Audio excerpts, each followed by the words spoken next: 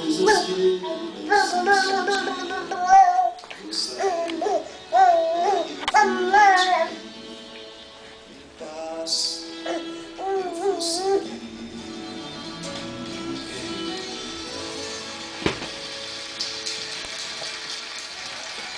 muito bonito, hein? Muito emocionante, muito bonito. Você descobre umas coisas bonitas, né, rapaz? essa música é linda. Né?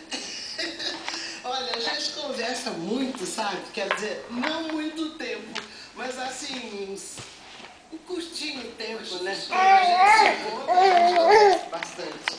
Eu gosto muito do Renato, muito dele. E eu queria fazer uma proposta para você. Que a gente fala muito da música caipira, do interior. E hoje nós conversamos sobre o batuba.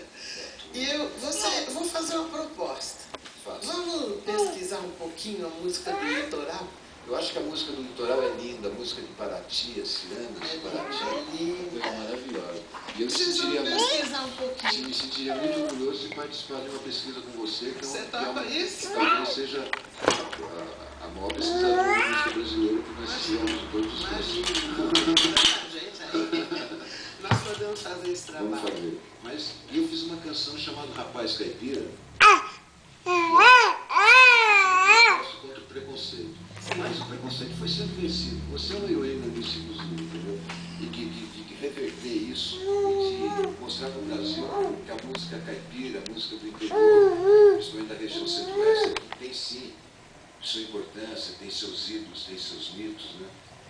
E é muito bem sedimentada e tem uma história muito linda. Então eu fiz essa canção, eu vou pedir para a plateia cantar junto comigo, que ela é bonitinha quando a gente canta junto com o sotaque, né? Então o refrão é assim: que me importa o seu